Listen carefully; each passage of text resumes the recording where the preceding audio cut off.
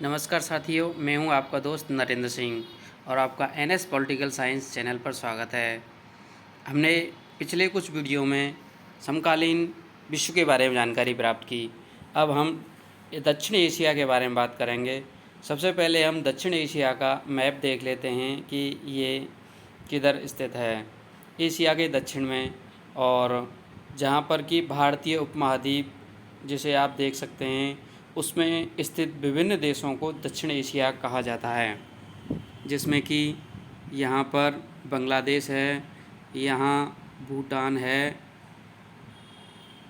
और यहाँ पर नेपाल है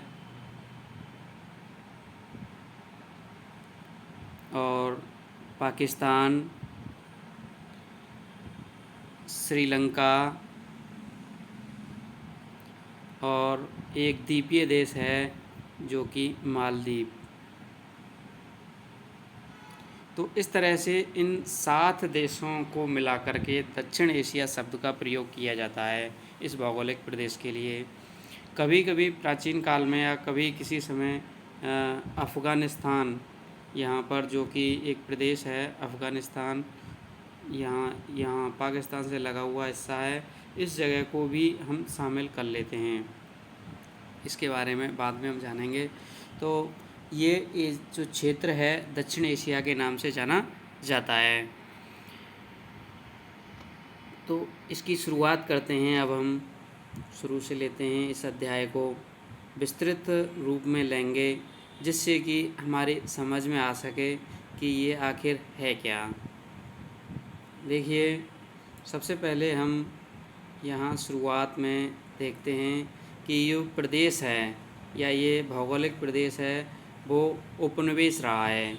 शीत युद्ध से पहले ये किसी ब्रिटेन का या अन्य किसी देश का उपनिवेश रहा है।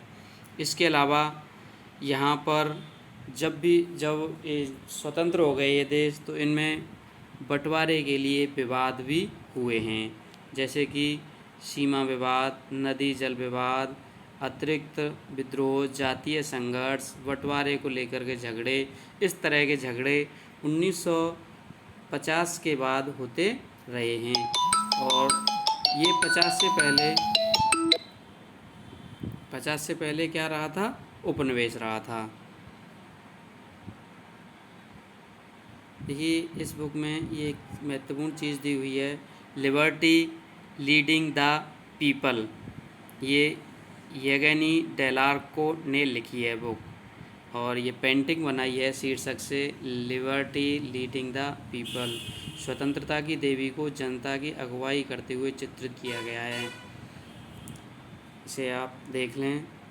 अब हम आते हैं कंटेंट पर कि कंटेंट क्या है इस चैप्टर में या इसके महत्वपूर्ण बिंदु क्या हैं।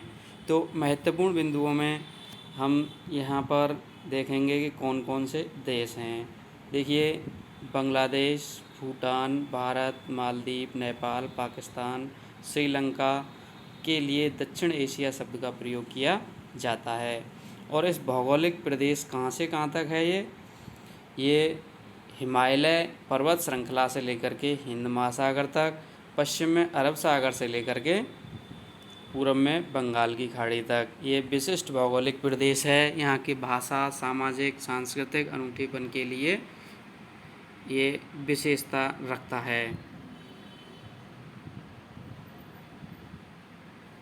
अब हम इस क्षेत्र के बारे में जानेंगे। यहाँ इस क्षेत्र में कौन कौन से देशों में किस तरह की राजनीतिक प्रणालियाँ रही हैं। सबसे पहले जो इसमें बताया गया है कि जैसे ही आज़ाद होते हैं, तो आज़ाद होने के बाद में 1947 के बाद भारत पाकिस्तान, 1972 में बांग्लादेश बनता है। तो यहाँ पर जितने भी देश हैं, उन देशों में श्रीलंका और भारत दो ऐसे देश हैं जहाँ पर अनवरत लोकतांत्रिक शासन प्रणाली चलती रही है। पाकिस्तान और बांग्लादेश के मामले में कभी सैनिक तानाशाही आती है तो कभी लोकतंत्र स्थापित हो जाता है। तो यहाँ पर सबसे पहले पाकिस्तान के बारे में बताया गया है। देखते हैं हम। पहली सरकार पाकिस्तान ने शीत युद्ध के बाद लगातार 2 लोकतांत्रिक सरकारें बनी। पहले तो 2 लोकतांत्रिक सरकार बनी, पहली बेनज़ीर भुट्टो की और दूसरी नवाज शरीफ के नेतृत्व में कायम रही शीत युद्ध के बाद। 1999 में पाकिस्तान में सैनिक तख्तापलट हुआ। इससे पहले भी इसमें बताया गया है, उसे देख लेते हैं कि कौन कौन से तख्तापलट हुए। शायद बताया हो तो यहाँ नहीं है, आगे देखेंगे हम कि यहाँ पर पहले सैनिक तख्तापलट कब हुआ, 1999 में, और 2008 से यहाँ पर लोकतांत्रिक शासन स्थापित है। अन्य देश नेपाल है, जो कि 2006 में संवैधानिक राजतंत्र बना था और 2008 में राजतंत्र को पूर्ण रूप से खत्म कर दिया गया। तो संवैधानिक लोकतंत्र कब बना नेपाल, 2006 में, और राजतंत्र का खात्मा 2008 में। तो इस तरह से यहाँ पर भी लोकतंत्र स्थापित हो गया। एशिया के 2 सबसे छोटे देशों में ऐसे ही बदलाव की बयार बह रही है, जैसे भूटान जो कि 2008 में संवैधानिक राजतंत्र बन गया, ठीक है, और वहाँ पर बहुदलीय लोकतंत्र के रूप में उभरा राजा के नेतृत्व में। और दूसरा द्वीपीय देश, छोटा देश है मालदीव। 1968 तक क्या रहा वहाँ पर, सल्तनत काल, और 1968 में गणतंत्र बना। यहाँ शासन की अध्यक्षात्मक शासन प्रणाली को अपनाया गया, मालदीव जो द्वीपीय देश है। और 2005 में जून में मालदीव की संसद बहुदलीय लोक प्रणाली को अपनाने के पक्ष में एकमत से मतदान किया। मालदीवियन डेमोक्रेटिक पार्टी MDP का देश के चुनावी मामलों में दबदबा है। यहाँ पर कौन सी पार्टी है, मालदीवियन डेमोक्रेटिक पार्टी। 2018 में इसने जीत हासिल की थी चुनावों में। और 1968 तक यहाँ पर सल्तनत, 1968 में गणतंत्र बना, अध्यक्षात्मक शासन प्रणाली अपनाई, और 2005 में बहुदलीय प्रणाली, ठीक है। तो ये इनके बारे में याद रखना है हमें। अब यहाँ पे कुछ देखते हैं, कुछ विस्तार से पढ़ लेते हैं। दक्षिण एशिया में लोकतंत्र का रिकॉर्ड मिला जुला रहा है। इसके बावजूद दक्षिण एशियाई देशों की जनता लोकतंत्र की आकांक्षाओं में सहभागी है। वैसे तो मिला जुला रिकॉर्ड है, लेकिन आकांक्षाओं में सहभागी है। इस क्षेत्र के 5 बड़े देशों में हाल ही में सर्वेक्षण किया गया। सर्वेक्षण से यह बात जाहिर हुई कि इन 5 देशों में लोकतंत्र को व्यापक जन समर्थन हासिल है। इन देशों में हर वर्ग और धर्म के आम नागरिक लोकतंत्र को अच्छा मानते हैं, मतलब किसी भी धर्म का हो, लोकतंत्र को अच्छा मानते हैं, और प्रतिनिधिमूलक लोकतंत्र की संस्थाओं का समर्थन करते हैं। इन देशों के लोग शासन की किसी और प्रणाली की अपेक्षा लोकतंत्र को वरीयता देते हैं। तो ये हमें याद रखना है। मतलब जो बड़े 5 देश हैं यहाँ के, उनमें सर्वे किया गया और उसमें प्रतिनिधिमूलक लोकतंत्र को अच्छा माना गया और वरीयता देते हैं लोकतंत्र को, और मानते हैं कि उनके देश के लिए लोकतंत्र ठीक है। ये निष्कर्ष बड़े महत्वपूर्ण हैं, क्योंकि पहले यह माना जाता था कि लोकतंत्र सिर्फ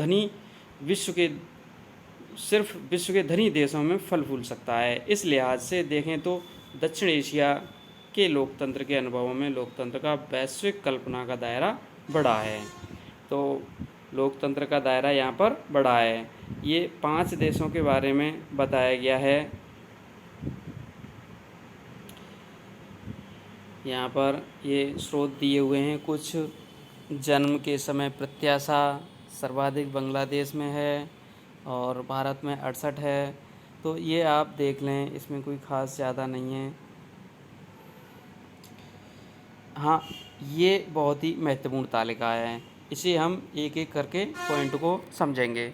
1947 ब्रिटिश राज समाप्त हुआ। यहाँ पर 1947 में ब्रिटिश राज को समाप्त किया और भारत पाकिस्तान दो स्वतंत्र राष्ट्र बने, और श्रीलंका 1948 में आज़ाद हुआ, और कश्मीर को लेकर भारत पाकिस्तान की लड़ाई भी 1948 में ही हुई। 1954-55 में पाकिस्तान शीतकालीन सैन्य गुटों सिएटो और सिएटो में कब हुआ, 1954 में। सेंटो में कब शामिल हुआ, 1955 में। ये हम पिछले वीडियो में पढ़ चुके हैं। सितंबर 1960 में भारत पाकिस्तान सिंधु जल समझौता, ये बहुत ही महत्वपूर्ण है, पहला समझौता है जो भारत और पाकिस्तान के मध्य होता है। हालांकि पहले जो बंटवारा हुआ था वो भी एक तरह से था, समझौता टाइप का हो सकता है, लेकिन ये महत्वपूर्ण 1960 इसमें कि विश्व बैंक ने मध्यस्थता की थी। भारत की ओर से जो नदियां बह के जाती हैं उस नदी तंत्र सिंधु नदी तंत्र के बंटवारे के लिए ये समझौता हुआ था।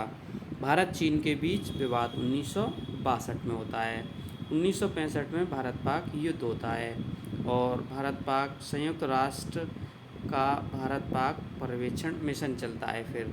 और 1966 में ताशकंद में समझौता होता है। ताशकंद रशिया ने इसमें मध्यस्थता की थी और पूर्वी पाकिस्तान शेख मुजीबुर्रहमान ने पूर्वी पाकिस्तान में स्वायत्तता के 6 सूत्रीय प्रस्ताव रखे। तो ये ताशकंद समझौता है जहाँ पर कि लाल बहादुर शास्त्री जी की मौत हो गई थी 1966 में। 1971 बांग्लादेश के नेताओं द्वारा आज़ादी की घोषणा की गई और 1971 में ही भारत सोवियत संघ के मध्य 20 साल की मैत्री संधि हुई और दिसंबर 1971 में भारत पाक युद्ध हुआ जिससे बांग्लादेश मुक्त किया गया। तो इस तरह से यहाँ पर ये महत्वपूर्ण है यहाँ पर कि 1971 में भारत पाक 65 में हुआ, दूसरा 1971 में हुआ और समझौता हुआ शिमला समझौता। इंदिरा गांधी और बेनज़ीर भुट्टो के मध्य में 1972 में शिमला समझौता, पहला समझौता सिंधु जल समझौता, दूसरा समझौता ताशकंद समझौता, तीसरा शिमला समझौता। ठीक है, ये अपने देश में होता है और ताशकंद में रसिया ने मध्यस्थता की थी। आगे चलते हैं।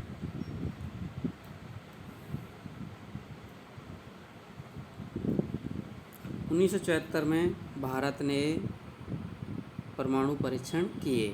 1976 में पाकिस्तान और बांग्लादेश के बीच कूटनैतिक संबंध बहाल।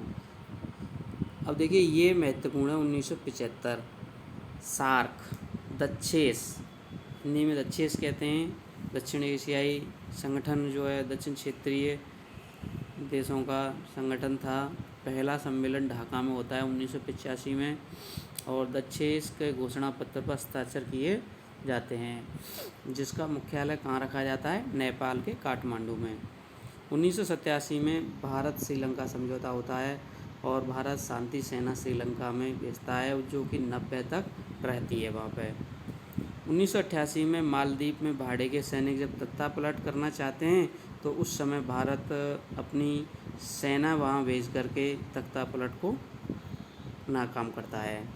पाकिस्तान के बीच एक दूसरे के परमाणु ठिकानों की सुविधाओं को हमला न करने के समझौते पर भी हस्ताक्षर 1988 में होते हैं और 1988 से 81 तक पाकिस्तान, बांग्लादेश, नेपाल में लोकतंत्र की बहाली होती है। 1993 में दक्षेस के 7वें शिखर सम्मेलन ढाका में आपसी व्यापार पर देशों को वरीयता देने के लिए संधि होती है जिसे साफ्टा नाम दिया गया, south Asian prevention treaty agreement. हस्ताक्षर होते हैं 1993 में। 1996 में गंगा नदी के जल की हिस्सेदारी के मसले पर भारत और बांग्लादेश के मध्य फरक्का जल संधि होती है। तो पाकिस्तान के साथ सिंधु जल समझौता 1960 और बांग्लादेश के साथ 1996 में फरक्का जल संधि। 1998 में परमाणु परीक्षण करता है भारत और 1998 में ही भारत श्रीलंका के मुक्त व्यापार संधि होती है। 1999 में बस कूटनीति चलाई जाती है अटल बिहारी वाजपेयी के द्वारा और लाहौर बस यात्रा करते हैं और जून जुलाई में भारत में घुसपैठ की जाती है पाकिस्तान के द्वारा और कारगिल युद्ध होता है। 2001 में वाजपेयी मुशर्रफ की आगरा बैठक होती है। तो वाजपेयी और मुशर्रफ, वाजपेयी जो हैं 1999 में एक बस यात्रा के लिए फेमस और 2001 में वाजपेयी मुशर्रफ आगरा बैठक, लेकिन ये दोनों ही चीज़ें इनकी असफल रहीं। 2004 में 12वें दक्षेस शिखर सम्मेलन में मुक्त व्यापार साफ्टा पर हस्ताक्षर हुए जिसे कि 2006 में लागू किया गया था। ठीक है, और इससे पहले व्यापार के संबंध में दक्षेश में क्या हुआ था, साफ्टा 1993 में।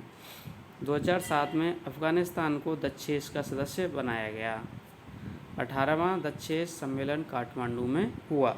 तो ये दक्षिण एशिया में होने वाली महत्वपूर्ण कुछ घटनाएं थीं, संधियां थीं, जिनके बारे में आपने जाना। अब हम एक एक देश को लेकर के और उसके बारे में वहाँ की सरकार का अध्ययन करेंगे कि किस तरह से वहाँ पर सरकारें चलीं और किस तरह से वहाँ का शासन रहा है। तो सबसे पहले पाकिस्तान लेते हैं हम, और भारत के बारे में, इसमें हम भारत के बारे में ज़्यादा नहीं जानेंगे क्योंकि भारत के बारे विषय में दूसरी जो पुस्तक है वो पूरा भारत के बारे में ही बताती है, भारत की राजनीतिक व्यवस्था के बारे में ही बताती है। तो यहाँ पर हम अन्य पड़ोसी देशों की राजनीतिक और सैनिक मामलों के बारे में यहाँ पे जानेंगे। पाकिस्तान में पहले संविधान के बनने के बाद देश के शासन की बागडोर जनरल अयूब खान ने अपने हाथों में ले ली। वहाँ के जनरल अयूब खान ने ले ली। जल्दी ही अपना निर्वाचन भी करा लिया। उनके शासन के खिलाफ जनता में गुस्सा भड़का और ऐसे में उन्हें अपना पद छोड़ना पड़ा।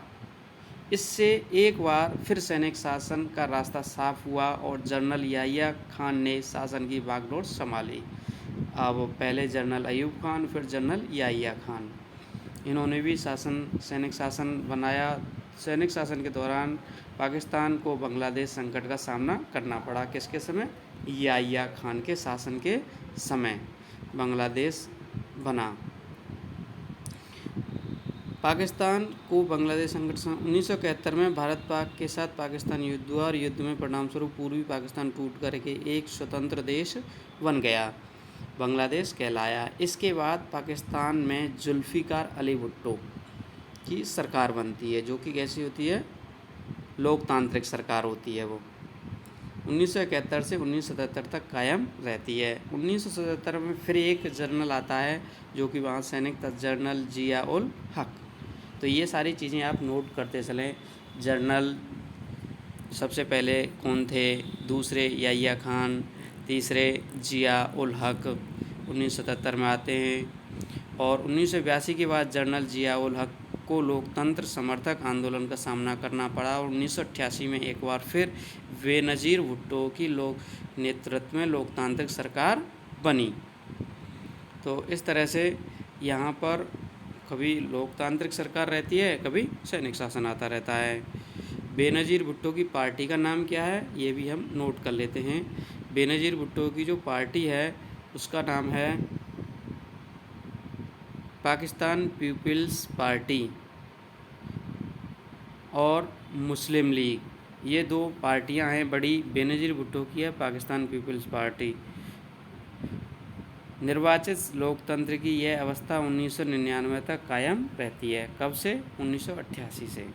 1999 में एक बार फिर सेना ने दखल दिया और जनरल परवेज़ मुशर्रफ ने प्रधानमंत्री नवाब शरीफ को हटा दिया, जिनके काल में क्या होता है? कारगिल घुसपैठ होती है भारत में। जनरल ये महत्वपूर्ण है। तो 1999 में जनरल परवेज़ मुशर्रफ, क्योंकि भारत के खिलाफ इन्होंने एक युद्ध थोप दिया था। 2001 में परवेज़ मुशर्रफ ने अपना निर्वाचन राष्ट्रपति के रूप में कराया। पाकिस्तान पर सेना की हुकूमत थी, हालांकि सैनिक शासकों ने अपने शासन को लोकतांत्रिक जताने के लिए चुनाव कराए। 2008 में पाकिस्तान में लोकतांत्रिक तरीके से चुने गए नेता शासन कर रहे हैं। ये पाकिस्तान के बारे में है अब तक कि किस तरह से किन का शासन रहा है। कभी कुछ उल्टा सीधा गणित लगाते हैं सेना और बार बार आ जाती है वहाँ पर। पाकिस्तान में लोकतंत्र के स्थायी न बन पाने का कारण यहाँ सेना, धर्मगुरु और भूस्वामी हैं। ये आपसे पूछा जा सकता है कि पाकिस्तान में लोकतंत्र स्थायी क्यों नहीं रह पाता? क्यों नहीं? क्योंकि वहाँ सेना, धर्मगुरु और भूस्वामी अभिजनों का सामाजिक दबदबा है। इसकी वजह से कई बार निर्वाचित सरकारों को गिराकर सैनिक शासन कायम हुआ। पाकिस्तान की भारत के साथ तनातनी रहती है, ये भी एक वजह है।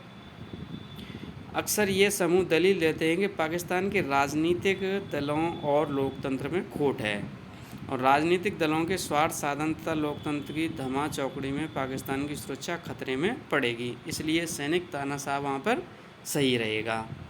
तो इस तरह से वहाँ पर सैनिक तानाशाह को सही ठहराया जाता है।